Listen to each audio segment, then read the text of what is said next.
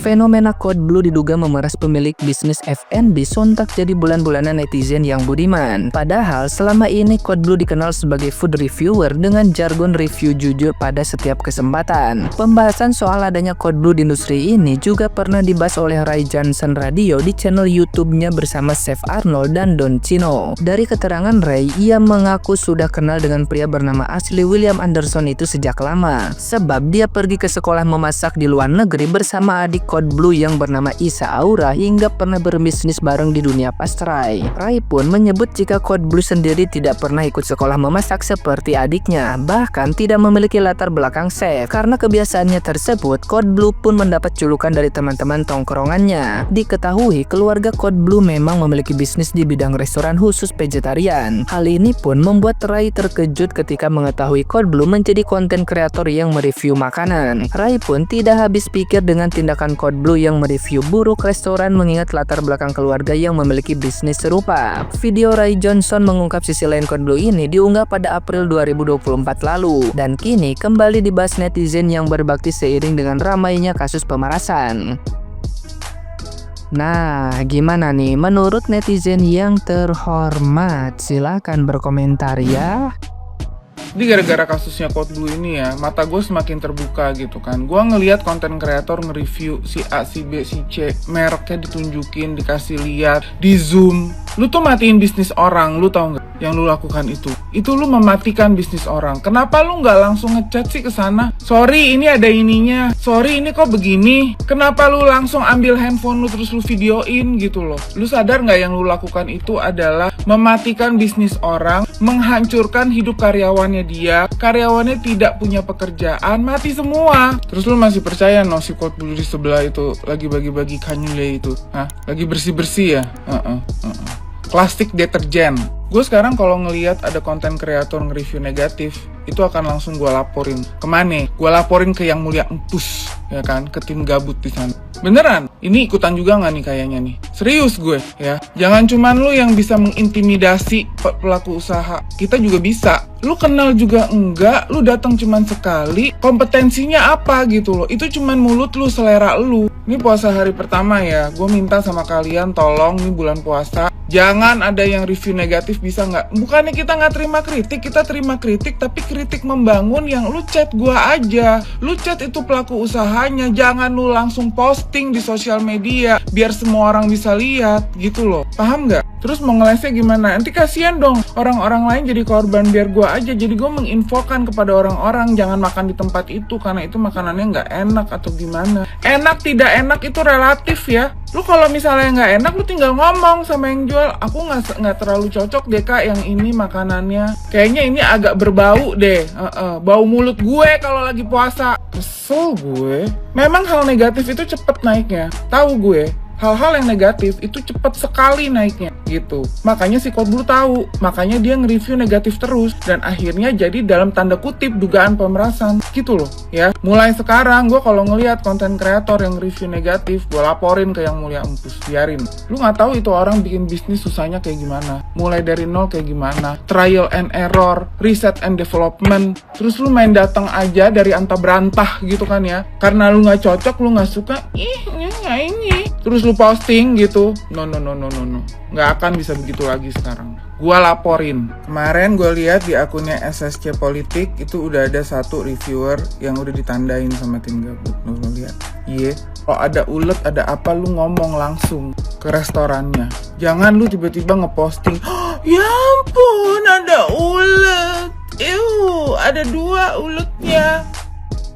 Ayo kita bahas tentang si Biru ya, influencer yang banyak membuat fenomena di media sosial. Karena aku tinggal di Jepang, aku mau bawain satu kasus dia yang pernah ada di Jepang, yaitu kasus sama Amdonat. Oke, kalau di situ kan dia pernah bilang katanya dia nggak di welcome, padahal udah nunggu diusir khusus kayak gitu ya.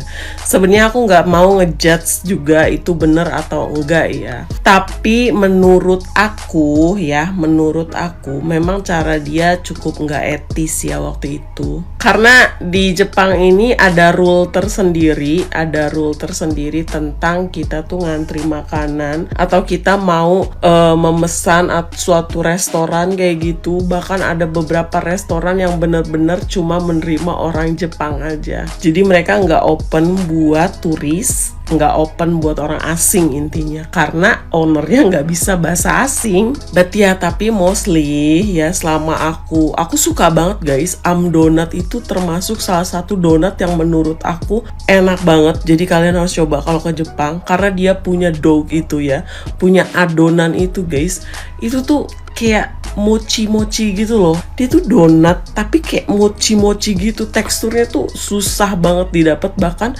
di Indonesia mungkin nggak pernah aku rasain, cuma di Donut aja. Tapi please makan Donut itu waktu itu masih fresh ya, istilahnya tuh masih baru gitu. Jangan kalian tunggu bawa ke sana ke sini terus udah itu baru kalian makan, itu nggak enak. Karena aku udah pernah coba juga seperti itu.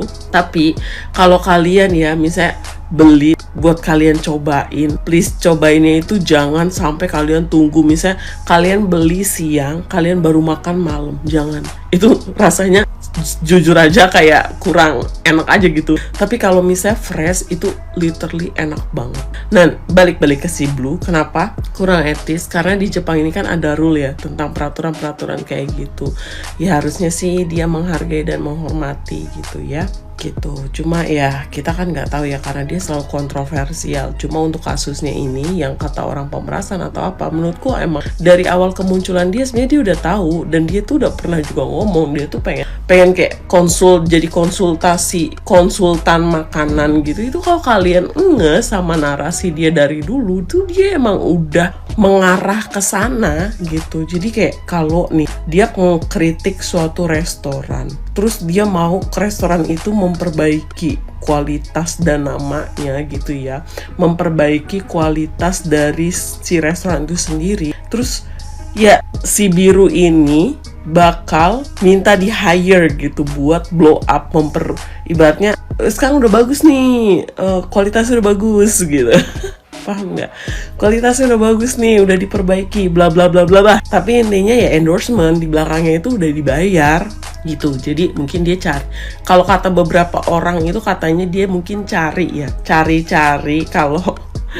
kalau restoran itu yang benar-benar kayak udah mau close, kayak hotel yang nyediain all you can eat itu udah close gitu, tapi ternyata dia datang dan dia review. Ya mungkin ya begitulah emang taktik dia ya guys. Jadi kalau emang kita teliti, memang dari dulu sebenarnya menurut aku dia itu emang cara kerjanya begitu.